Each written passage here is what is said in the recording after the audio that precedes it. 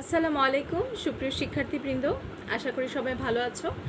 সবাইকে স্বাগতম জানিয়ে শুরু করছি রসায়ন দ্বিতীয় পত্রের অনলাইন ক্লাস 4। আমাদের লাস্ট ক্লাসের আলোচনার বিষয়বস্তু ছিল ঘূর্ণিঝড়, জলোচ্ছ্বাস এবং ঘূর্ণিঝড় সৃষ্টির কারণ, আবহাওয়া কীভাবে ঘূর্ণিঝড়ের সাথে রসায়নের সম্পর্কটা বের করা যায়, এই সম্পর্কিত জিনিসটি আমরা আলোচনা করেছিলাম। আজকে আমাদের আলোচনার বিষয়বস্তু হচ্ছে পদার্থের অবস্থা নিয়ে। আজকের ক্লাস শেষে আমরা যে প্রশ্নগুলোর উত্তর জানব সেগুলো হলো: গ্যাস কি, গ্যাসের বৈশিষ্ট্যগুলো লিখো, কঠিন, তরল ও গ্যাসীয় পদার্থের সাদৃশ্য ও বৈসাদৃশ্য সম্পর্কে আলোচনা। এবং এই আলোচনাটা তোমাদেরকে আমি পড়া দিয়েছিলাম যে নবম দশম শ্রেণীর পদার্থের অবস্থা অধ্যায়টা তোমরা একটু রিভিশন দিয়ে আসবে, তাহলে আজকের আলোচনাটা আমাদের অনেকটা এগিয়ে থাকবে।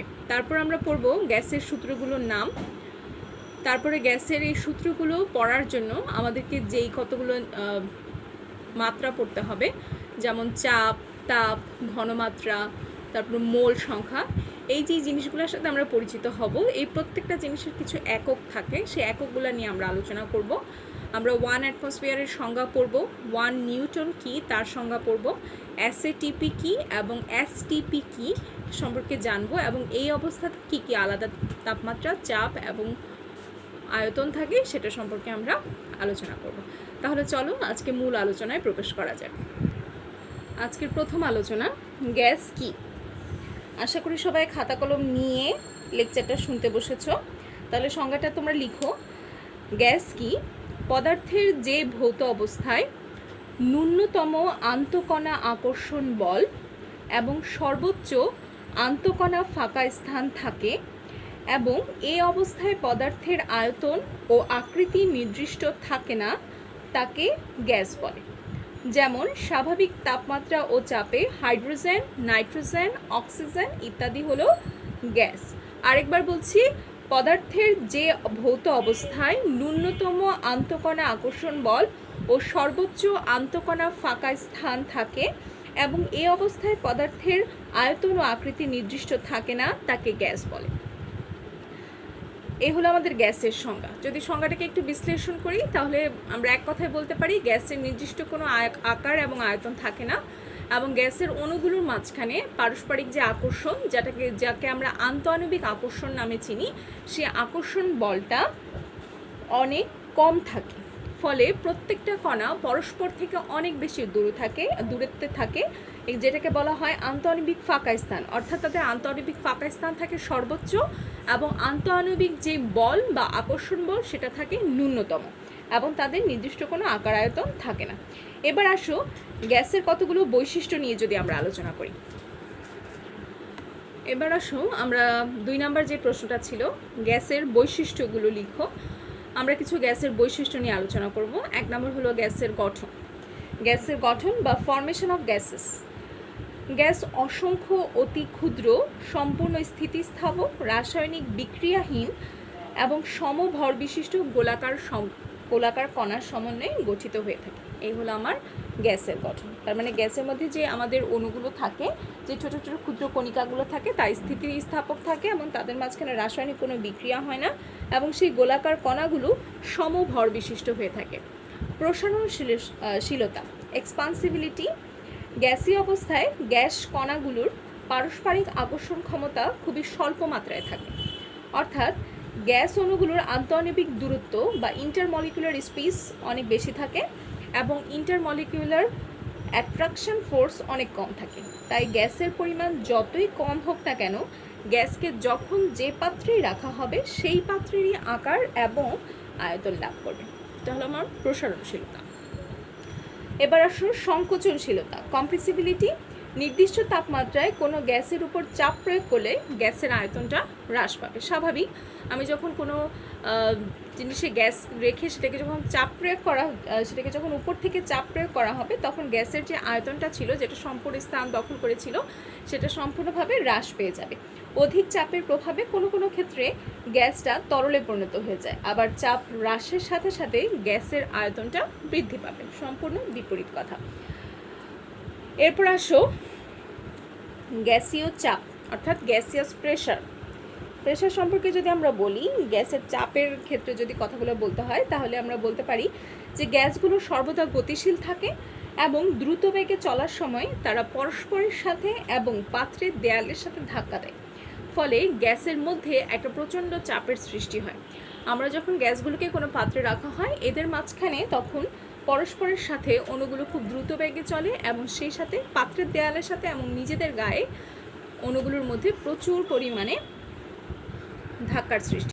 পাঁচ নাম্বার যে পয়েন্টটা, সেটা হলো ব্যাপন ক্ষমতা, অর্থাৎ ডিফিউসিবিলিটি। রাসায়নিক বিক্রিয়াহীন একাধিক গ্যাসকে যে কোনো অনুপাতে যখন পরিব্যাপ্ত হয়ে থাকে, তখন সবসময় একটা সমসত্ব মিশ্রণ তৈরি হয়। অর্থাৎ তুমি যে দুইটা গ্যাসকে যে কোনো অনুপাতেই মিশাও, তাদেরকে মিশানোর ফলে ওই পাত্রে তাদের একটা সমসত্ব মিশ্রণ তৈরি হয়। অর্থাৎ কিছুক্ষণ পরে ওই পাত্রে বিভিন্ন অংশ নিয়ে যদি পরীক্ষা করা যায়, তখন দেখা যায় প্রতিটা অংশে দুইটা গ্যাসের অনুপাত একই রকম থাকে, যেটাকে বলা হয় হোমোজেনিয়াস মিক্সচার। অর্থাৎ মিক্সচারের প্রতিটা অংশে যে উপাদানগুলো দিয়ে মিশ্রণটা তৈরি হয়েছে, তার প্রত্যেকটা উপাদানের অনুপাত সমান থাকে। অথচ আমরা মিশ্রণ করিয়েছিলাম যে কোনো অনুপাতে, কিন্তু গ্যাসের এই বৈশিষ্ট্যটা রয়েছে যে সে একটা হোমোজেনিয়াস মিক্সচার বা সমসত্ব মিশ্রণ তৈরি করতে পারে। এরপর আসলে তাপের প্রভাব। আয়তনকে যদি স্থির রাখা যায় গ্যাসের ক্ষেত্রে এবং তাপমাত্রা যদি বৃদ্ধি করা যায়, তাহলে গ্যাসের চাপ বৃদ্ধি পায়, এবং উল্টাটা যদি করা হয়, অর্থাৎ চাপকে যদি স্থির রাখা হয়, তাপমাত্রা বৃদ্ধি করলে তখন গ্যাসের আয়তন বৃদ্ধি পায়। এটা নিয়ে আমরা কয়েকটা সূত্র পড়ব। এই তাপের প্রভাবটা নিয়ে যা বললাম, স্থির চাপে এবং স্থির আয়তনে গ্যাসের আয়তনের সাথে তাপমাত্রার সম্পর্ক, আবার তাপের সাথে আয়তনের সম্পর্ক। আরেকটা রয়েছে আমাদের লাস্ট পয়েন্ট, ঘনত্ব এবং আপেক্ষিক আয়তন, ডেন্সিটি রিলেটিভ ভলিউম। গ্যাসের আপেক্ষিক আয়তন এবং ঘনত্ব কঠিন এবং তরলের থেকে অনেক কম। এই হলো আমাদের গ্যাসের যে বৈশিষ্ট্যগুলো আমরা পড়লাম, সেখানে 7টা পয়েন্ট। তো তোমাদের যখন গ্যাসের বৈশিষ্ট্য চাওয়া হবে, তোমরা এই 7টা পয়েন্ট নিয়ে আলোচনা করবে, অথবা যদি অনুধাবনের প্রশ্নে আসে, সেক্ষেত্রে তুমি এখান থেকে 2টা বা 3টা পয়েন্ট নিয়ে আলোচনা করবে, আর বাকিগুলোর তখন আর দরকার নেই। যদি প্রশ্নটা একটু বেশি নাম্বারের জন্য আসে, তখন তুমি সম্পূর্ণ আলোচনাটাই শেষ করবে। এবার আসো আমাদের আজকের আলোচনা যে 3 নম্বর প্রশ্নটা, যে কঠিন, তরল এবং গ্যাসীয় পদার্থের মধ্যে যে সাদৃশ্য এবং বৈসাদৃশ্যগুলো রয়েছে, সেগুলো নিয়ে যদি আমরা ছোট্ট একটা আলোচনা করি, তাহলে যে কি দাঁড়ায় বিষয়টা, যে পার্থক্যের বিষয় কঠিন, তরল এবং গ্যাস, এই 4টা কলাম করব আমরা। আর সবসময় খেয়াল রাখবে, যে কোনো বিষয়ের পার্থক্য যখন তোমার কাছে চাওয়া হবে, চেষ্টা করবে পার্থক্যের বিষয় এটা একটা আলাদা কলাম করতে, এবং এরপর যে 2টা বা 3টা জিনিসের মধ্যে তোমার পার্থক্য চাওয়া হচ্ছে, সেই 3টা জিনিসের কলাম করবে। তাহলে যেটা হয়, তাহলে অনেক কথা তোমাকে কম লিখতে হয় এবং সময়টাও কম বাঁচে, এবং এই ছকটা দেখতে অনেক সুন্দর হয়। তুমি পার্থক্যের বিষয় দিয়ে, ধরো আমরা এখন কঠিন পদার্থে যদি পার্থক্য দেখি, পার্থক্যের বিষয় আকার এবং আকৃতি। কঠিন পদার্থের ক্ষেত্রে নির্দিষ্ট আকার ও আকৃতি আছে, তরল পদার্থের নির্দিষ্ট আকার ও আকৃতি নেই, পাত্রের আকার ধারণ করে। আর গ্যাসীয় পদার্থের নির্দিষ্ট আকার এবং আকৃতি নেই, পাত্রের আকার ধারণ করে। এরপর আসো আন্তঃআণবিক আকর্ষণ শক্তি এবং গতিশক্তির প্রকৃতি নিয়ে। কঠিন পদার্থে গতিশক্তি সবচেয়ে কম থাকে, আমরা জানি কণাগুলো পরস্পরের খুবই সন্নিকটে থাকে, এদের মধ্যে আন্তঃআণবিক আকর্ষণ শক্তি প্রচণ্ড থাকে, এবং এদের মধ্যে আন্তঃআণবিক যে ফাঁকা স্থান থাকে, সেটা অনেক কম থাকে। আর তরল পদার্থে গতিশক্তি অনেকটা সমান থাকে, নিম্ন থাকে না, সর্বনিম্ন থেকে একটু বেশি, এবং আকর্ষণ শক্তি কঠিন পদার্থের থেকে অনেকটা কম, এবং কিছুটা আন্তঃআণবিক ফাঁকা স্থান এখানে দেখা যায়। গ্যাসীয় পদার্থের ক্ষেত্রে ন্যূনতম আন্তঃআণবিক আকর্ষণ শক্তি এবং সর্বোচ্চ গতিশক্তি দেখা যায়। অণুর গভীর স্বাতন্ত্র্যের প্রকৃতি যদি বলা হয়, তাহলে স্থানান্তর, আবর্তন গতি কঠিন পদার্থ থেকে থাকেই না, শুধু থাকে কম্পন গতি। অর্থাৎ প্রত্যেকটা অণু নিজের জায়গায় থেকে শুধুমাত্র কম্পিত হতে, অর্থাৎ তাদের শুধুমাত্র ভাইব্রেশন গতিটা থাকে, তাদের স্থানান্তর এবং আবর্তিত হওয়ার কোনো ধরনের গতি থাকে। তরল পদার্থে কম্পন, আবর্তন এবং স্থানান্তর গতি অনেক কম, তবে কঠিন পদার্থের তুলনায় বেশি। আর গ্যাসীয় পদার্থে কম্পন, আবর্তন এবং স্থানান্তর গতি অনেক বেশি।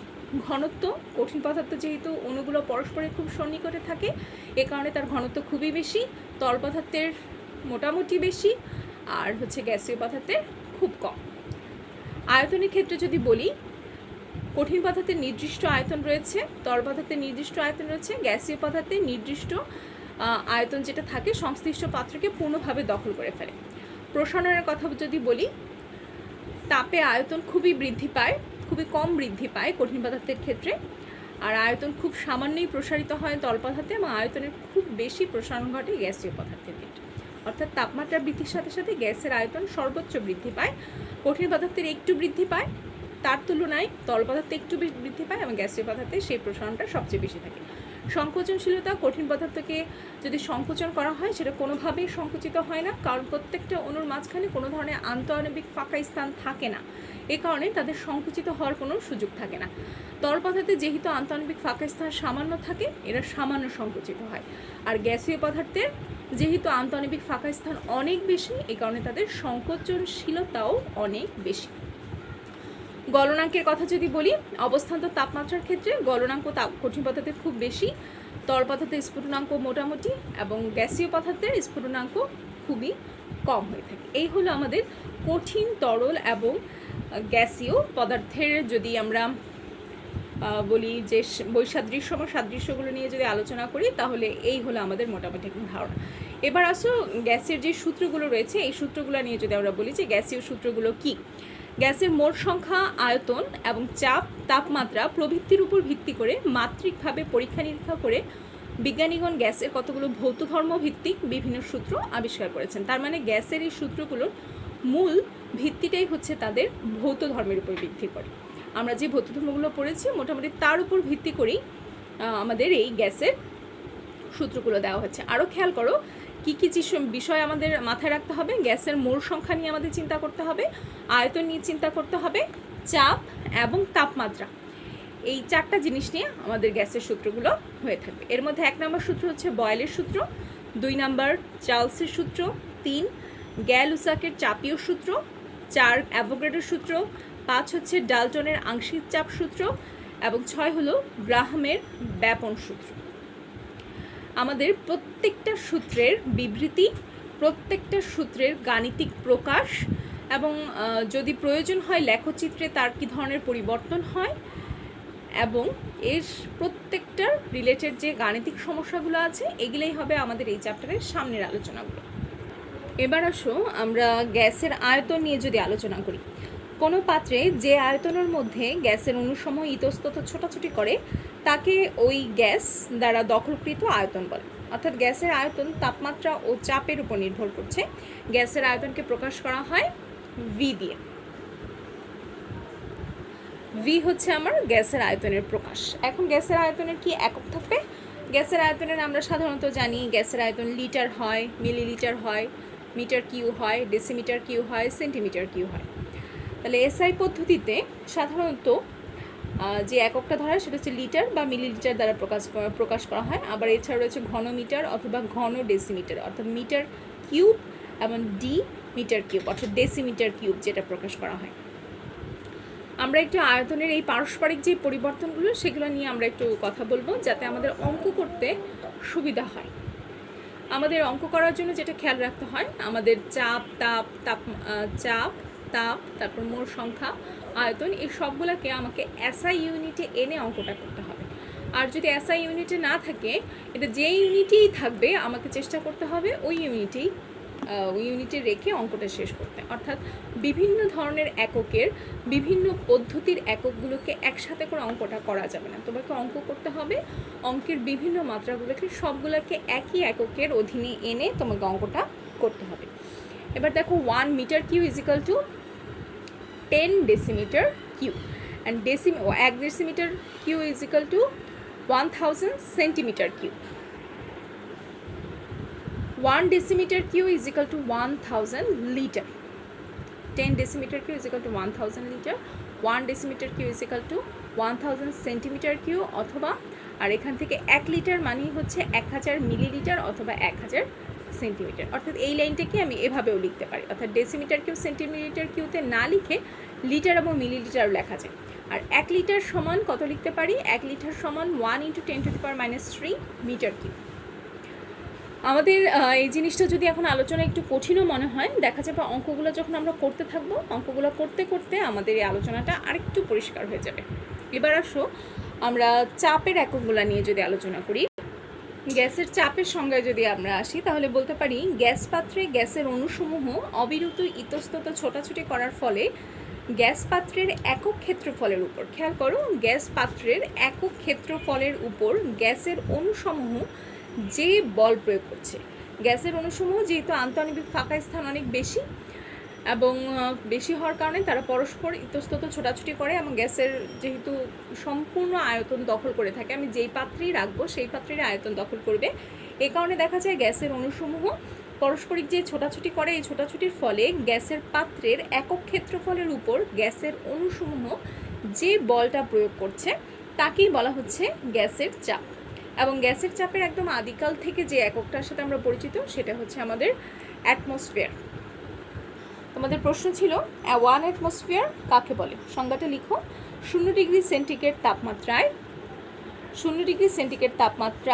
45 ডিগ্রি অক্ষাংশে সমুদ্র সমতলে যে পরিমাণ বায়ুচাপ, আবার বলছি, 0 ডিগ্রি সেন্টিগ্রেড তাপমাত্রায় 45 ডিগ্রি অক্ষাংশে সমুদ্র সমতলে যে পরিমাণ বায়ুচাপ 760 মিলিমিটার মার্কারি পারদস্তম্ভের চাপের সমান হয়। মানে সমুদ্র সমতলে যে পরিমাণ বায়ুচাপটা এই পারদস্তম্ভের চাপের সমান হচ্ছে সেটাই হলো আমাদের 1 বায়ুমণ্ডলীয় চাপ বা 1 অ্যাটমসফিয়ার। তাহলে আমরা এই সংজ্ঞাটা থেকে দুইটা একক সম্পর্কে জানতে পারলাম, একটা হলো অ্যাটমসফিয়ার আর একটা হচ্ছে মিলিমিটার মার্কারি, অর্থাৎ পারদস্তম্ভের সাথে এই যদি তুলনা করা হয় 1 অ্যাটমসফিয়ার ইজিক্যাল টু হচ্ছে 760 মিলিমিটার মার্কারি। আরও কিছু একক রয়েছে, সেটা তোমরা দেখতে পাচ্ছ, কিলো প্যাসকেল, PA দিয়ে প্যাসকেল বোঝানো হয়, কিলো প্যাসকেল, প্যাসকেল এবং নিউটন পার মিটার স্কোয়ার, এই কতগুলো একক রয়েছে। এই এককগুলোর যদি পারস্পরিক পরিবর্তনটা আমরা দেখি যে 1 atmosphere is equal to 101.325 kilo pascal. Kilo প্যাসকেলকে যখন প্যাসকেলে নিব সেটাকে আমার কি করতে হবে, দেখো দশমিকটা কত ঘরে এগিয়েছে, দশমিকটা 2 ঘরে এগিয়েছে এবং 10⁵ হয়ে গেছে।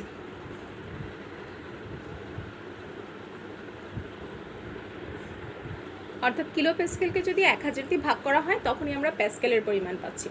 তাহলে 1 অ্যাটমসফিয়ার ইজিক্যাল টু 1.01 × 10⁵ প্যাসকেল, আবার 1 atmosphere is equal to 101.325 kilo pascal. আবার সেই সাথে রয়েছে 1 অ্যাটমসফিয়ারের সাথে নিউটন পার মিটার স্কোয়ারের সম্পর্ক, 101 × 10⁵ প্যাসকেলের জায়গায় আমরা কখনো নিউটন পার মিটার স্কোয়ারও ব্যবহার করতে পারি। খেয়াল করে এখানে কিন্তু কোনো ধরনের সংখ্যার কোনো পরিবর্তন হয়নি, শুধুমাত্র প্যাসকেলের জায়গায় আমি নিউটন পার মিটার স্কোয়ার ব্যবহার করেছি। তাহলে কখনো অ্যাটমসফিয়ার ব্যবহার করতে পারবো, কখনো আমরা মিলিমিটার মার্কারি ব্যবহার করতে পারবো, কখনো কিলো প্যাসকেল ব্যবহার করবো, কখনো প্যাসকেল ব্যবহার করবো। এখন আমরা দেখব নিউটনের সংজ্ঞাটা কি, 1 নিউটন কাকে বলে। আমাদের পরে যে প্রশ্নটা ছিল সেটা হচ্ছে 1 নিউটন কি। 1 নিউটন এর সংজ্ঞাটা যদি আমি তোমাদেরকে বলি সেটা দেখো, SI এককে যে পরিমাণ বল 1 কিলোগ্রাম, খেয়াল করো, 1 কিলোগ্রাম ভর বিশিষ্ট কোনো বস্তুর উপর প্রযুক্ত হয়ে 1 মিটার পার সেকেন্ড স্কোয়ার ত্বরণ সৃষ্টি করে। তোমরা জানো ত্বরণের একক হচ্ছে মিটার পার সেকেন্ড স্কোয়ার। তাহলে 1 কেজি ভরের কোনো একটা বস্তুর উপর প্রযুক্ত হয়ে যে চাপ বা বল 1 কেজি ভরের কোনো বস্তুর উপর প্রযুক্ত হয়ে তার মধ্যে 1 মিটার পার সেকেন্ড স্কোয়ারের ত্বরণ সৃষ্টি করে। 1 কেজি ভরের উপর যেই চাপটা বা বলটা প্রযুক্ত হয়ে 1 মিটার পার সেকেন্ড স্কোয়ার ত্বরণ সৃষ্টি করে তাকেই আমরা বলছি 1 নিউটন। এবং এই সবটাই হচ্ছে SI এককে, অর্থাৎ SI এককে আমাদের চাপের একক হচ্ছে নিউটন পার মিটার স্কোয়ার। এবং 1 নিউটন কাকে বলে? 1 নিউটন তাকেই বলছে যে SI এককে যে পরিমাণ বল 1 কিলোগ্রাম ভর বিশিষ্ট কোনো বস্তুর উপর প্রযুক্ত হয়ে 1 মিটার পার সেকেন্ড স্কোয়ার ত্বরণ সৃষ্টি করে তাকে 1 নিউটন বলে। অর্থাৎ 1 নিউটন সমান 1 KG metre per second square. তাহলে 1 নিউটন বলে আমরা এই সংজ্ঞাটা লিখব। এবার আসো গ্যাসের তাপমাত্রা। গ্যাসের তাপমাত্রাকে প্রকাশ করা হচ্ছে টি দিয়ে। এখানে মনে রাখতে হবে আমাদের দুইটা স্কেলের কথা, একটা হচ্ছে সেন্ট্রিকেট স্কেল আর একটা হচ্ছে ক্যালভিন স্কেল। সেন্ট্রিকেট স্কেলের যে তাপমাত্রাটা সেটা প্রকাশ করার জন্য ব্যবহার করা হয় ছোট হাতের টি, এবং ক্যালভিন স্কেলের তাপমাত্রাকে প্রকাশ করার জন্য প্রকাশ করা হয় বড় হাতের টি। সেন্ট্রিকেট স্কেলের তাপমাত্রার একক হচ্ছে ডিগ্রি সেন্ট্রিকেট, ক্যালভিন স্কেলের তাপমাত্রার একক হচ্ছে টি। এবং কিভাবে এর পরিবর্তনটা হয়, ধরো সেন্ট্রিকেট স্কেলে কোনো পরিবেশের আজকের তাপমাত্রা বা আজকের তাপমাত্রা হচ্ছে সেন্টিগ্রেড স্কেলে 25 ডিগ্রি সেন্টিগ্রেড, তাহলে আমি লিখব ছোটো হাতে T is equal to 25 degree centigrade. এবং ঠিক এই তাপমাত্রাকে যখন আমি ক্যালভিনে পরিবর্তন করব তখন আমাকে লিখতে হবে বড় হাতে টি ইজ ইকাল টু 273, আমাকে এখানে যোগ করতে হবে 273 প্লাস 25, তখনই এটা কনভার্ট হয়ে যাবে ক্যালভিনে। তখন আমার ক্যালভিনের টেম্পারেচার হচ্ছে 298 ক্যালভিন, অর্থাৎ সেন্টিগ্রেড স্কেলের সাথে সবসময় 273 যোগ করে আমি ক্যালভিন স্কেলের মানটা পাবো। এই হলো আমার দুইটা স্কেল। ক্যালভিন স্কেলের আরেকটা নাম আছে, সেটা হচ্ছে অ্যাবসোলিউট স্কেল অফ টেম্পারেচার, যেটাকে বলা হয় ক্যালভিন স্কেল অফ টেম্পারেচার। অর্থাৎ এই দুইটা নামেই এই স্কেলটা আমাদের কাছে পরিচিত। এবার আসো আজকের আলোচনার একদম লাস্ট যে টপিক্সটা ছিল সেটা হলো এসএটিপি এবং এসটিপি কি। এসএটিপি মানে হচ্ছে এসএ স্ট্যান্ডার্ড, এতে ambient temperature and pressure. Ambient শব্দটার অর্থ হলো পারিপার্শ্বিক বা আবহমণ্ডল বা কক্ষ, অর্থাৎ কক্ষ তাপমাত্রায় কী অবস্থা থাকে সেটাই হলো এসএটিপি। আর বাকি সব কথাগুলো একই, যেমন এখানে অ্যাজ দি স্ট্যান্ডার্ড, টিতে টেম্পারেচার, পিতে প্রেশার, এখানেও স্ট্যান্ডার্ড, টিতে টেম্পারেচার, পিতে প্রেশার। এ হলো অ্যাম্বিয়েন্ট, AMBIENT, অ্যাম্বিয়েন্ট। অ্যাম্বিয়েন্ট অর্থ পারিপার্শ্বিক বা আবহমণ্ডল বা কক্ষ। এ পদ্ধতিতে বিশ্বব্যাপী আমাদের গ্যাসের যে কক্ষ তাপমাত্রা, চাপ, বায়ুমণ্ডলীয় চাপ, তারপরে হচ্ছে গ্যাসের আয়তন কেমন হবে সেটা সম্পর্কে আমরা যদি দেখি, এসএটিপিতে সেন্টিগ্রেড স্কেলে তাপমাত্রা থাকে 0 ডিগ্রি সেন্টিগ্রেড, তাহলে ক্যালভিন স্কেলের তাপমাত্রা কত হবে বলো? 0-র সাথে 273 যোগ করতে হবে এবং বড় হাতে টি দিয়ে প্রকাশ করতে হবে। তাহলে বড় হাতে টি ইজ ইকাল টু হবে আমাদের 273 কেলভিন, 0-র সাথে 273 যোগ করতে হবে। তাপমাত্রা P is equal two 1 atmosphere বা 101.325 কিলোপ্যাসকেল, এবং আয়তন V is equal two 22.414 litre mole inverse 1। আয়তনের একক হচ্ছে লিটার মোল, অর্থাৎ প্রতি মোলের আয়তন হচ্ছে 22.414। এসটিপিতে আমাদের টেম্পারেচারের ক্ষেত্রে সেন্টিগ্রেড স্কেলের টেম্পারেচার হচ্ছে 25 ডিগ্রি সেন্টিগ্রেড। 25 ডিগ্রি সেন্টিগ্রেড যখন আমাদের টেম্পারেচারটা থাকে,